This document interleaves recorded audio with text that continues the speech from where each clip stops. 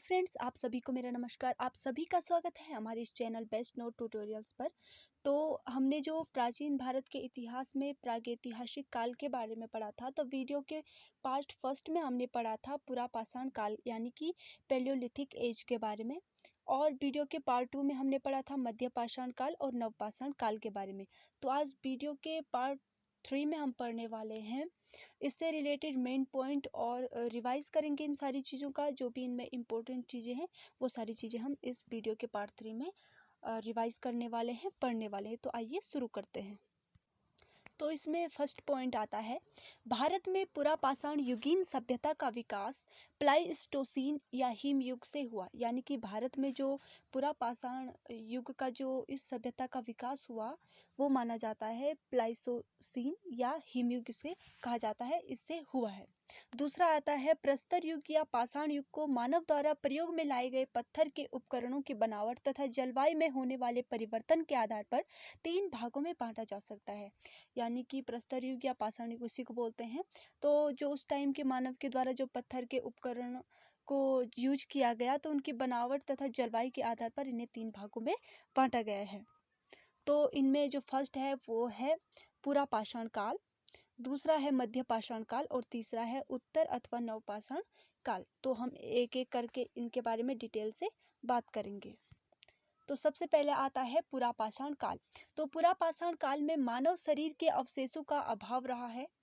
हिमयुग का अधिकांश हिस्सा इस काल से गुजरा। इस काल में चॉपिंग यानी कि पेबुला परंपरा के अंतर्गत गोल पत्थरों को तोड़कर हथियार बनाए गए, जिसके अवशेष पंजाब की सोहन नदी घाटी में मिलते हैं।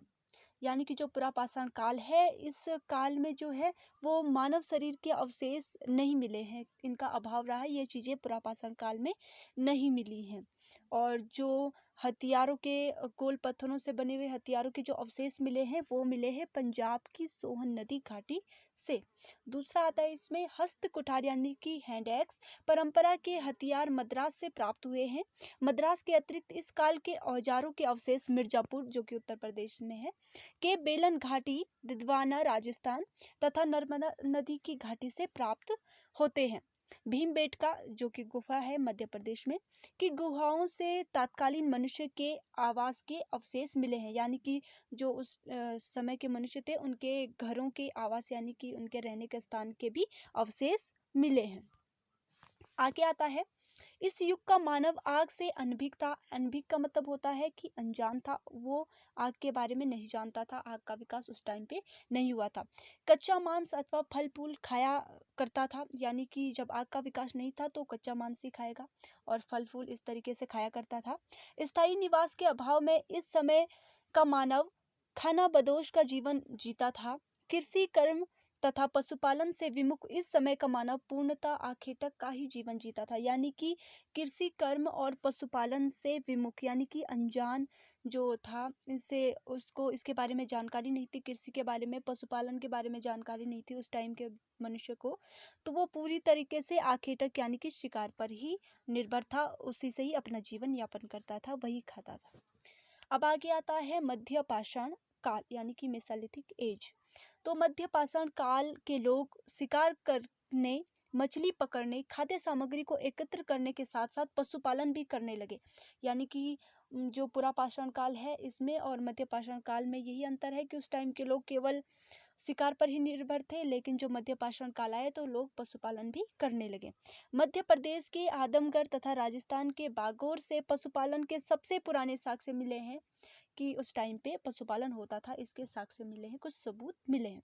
इस काल में शिकार में प्रयुक्त होने वाले औजार बहुत छोटे होते थे, जिन्हें माइक्रोलिथ या इसे हिंदी में लघु पाषाणोपकरण कहा जाता था। छोटे आकार के पत्थरों से निर्मित उपकरण राजस्थान, गुजरात, मालवा, पश्चिम बंगाल, आंध्र प्रदेश तथा मैसूर से प्राप्त हुए हैं। अब आगे आता है, संभवतः पहला मानव अस्थि पंजर मध्य पाषाण में ही मिला है। जो सबसे पहले मानव का जो कंकाल मिला है या मानव का अस्थि का ढांचा मिला है वो सबसे पहले कब मिला है? मध्य पाषाण काल में मिला है। उससे पहले जो पुरा पाषाण काल था उसमें ये चीज नहीं मिली है। प्रतापगढ़ के सराय नाहर राय तथा महदहा नामक स्थान से मध्य पाषाण काल के प्रथम मानव अस्थिपंजर मिले। इस काल में मानव थोड़ा बहुत कृषि कर्म तथा बर्तन निर्माण कला से भी परिचित होने लगा था, यानी कि थोड़ा बहुत उसको कृषि की भी जानकारी होने लगी थी। इसके साथ ही कुछ बर्तनों के निर्माण की कला भी उस टाइम के मनुष्य को होनी शुरू हो गई थी। उन चीज़ों से वो परिचित हो गया था। मध्य पाषाण काल में ही भारत में गुफा चित्रकारी के अवशेष मिले हैं, यानी कि जो गुफाओं में चित्रकारी की गई थी वो भी मध्य पाषाण काल के समय से ही उसके अवशेष मिले हैं। विंध्याचल की गुफाओं में अनेक आखेट, नृत्य एवं युद्ध से संबंधित प्रागैतिहासिक चित्र मिले हैं। उसी टाइम पे जो है वो विंध्याचल की गुफाओं में ये सारे चित्र भी उसी टाइम से मिले हैं। अब आगे आता है, संभवतः इस काल के लोग अंत्येष्टि क्रिया से भी परिचित थे। ये मैं बता चुकी हूँ पार्ट 2 में। अंत्येष्टि क्रिया बोलते हैं अंतिम संस्कार को, तो वो अंतिम संस्कार वाली क्रिया से भी प्रचलित यानी कि परिचित थे। उस टाइम पे वो क्रिया भी प्रचलित थी, उस काल के लोग इस चीज को जानते थे।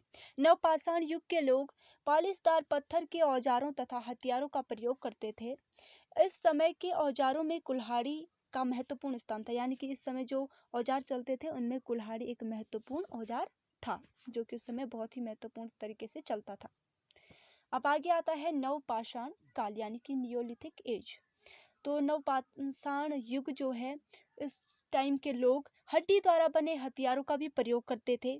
हड्डी के हथियार पटना बिहार के चिरोद नामक स्थान से प्राप्त हुए हैं।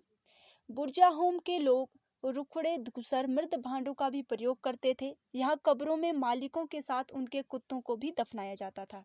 जो इस टाइम में जो कब्रों में अगर किसी मालिक की मृत्यु होगी तो उसके साथ साथ उनके कुत्तों को भी दफनाया जाता था।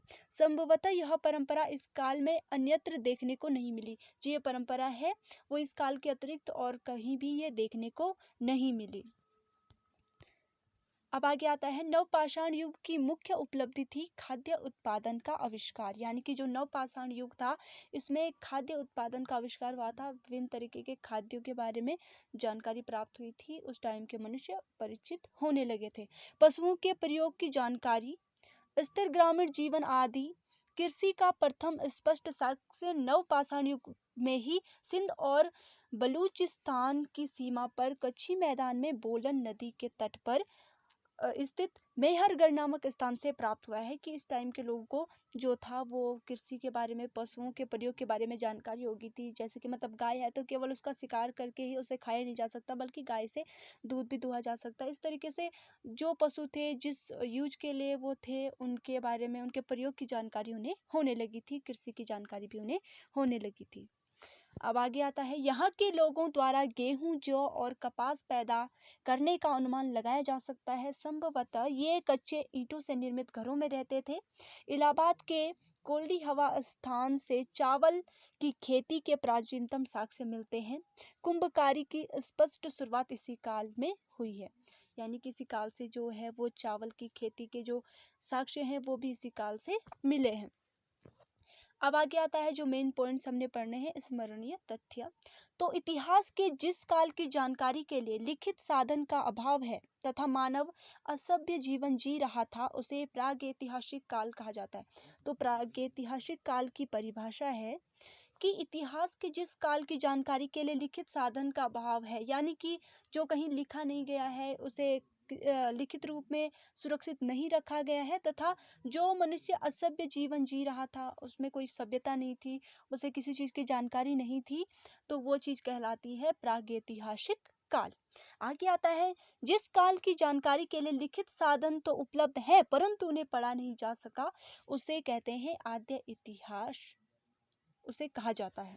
यानी कि लिखित संसाधन तो जो थे, साधन थे, वो उपलब्ध थे लेकिन उन्हें पढ़ा नहीं जा सका, वो है आद्य इतिहास, उसे कहा जाता है। जैसे हड़प्पा का इतिहास काल भी जो है वो इसी तरीके का है, जिसे जो लिखित था लेकिन उसे पढ़ा नहीं गया अभी तक। इतिहास के जिस काल की जानकारी के स्रोत के रूप में लिखित साधन उपलब्ध हैं, उसे ऐतिहासिक काल कहा जाता है। अब ऐतिहासिक काल कहा जाता है कि इतिहास के जिस काल की जानकारी के स्रोत जो है वो लिखित साधन के रूप में उपलब्ध हैं, मौजूद हैं, उसे ऐतिहासिक काल कहा जाता है। आगे आता है, मानव का अस्तित्व पृथ्वी पर अति न्यूनतम काल के आरंभ में ही हुआ था। गर्त आवास का साक्ष्य गुफुकल बुर्ज होम तथा नागार्जुन कोंडा से मिला है। बेलन घाटी क्षेत्र पुरापाषाण काल के तीनों चरणों से जुड़ा है कि ये पुरापाषाण काल के जो तीनों चरण हैं इनसे बेलन घाटी का क्षेत्र जुड़ा हुआ है। अब आगे आता है भीमबेटका से गुफा चित्रकारी के साक्ष्य मिले हैं।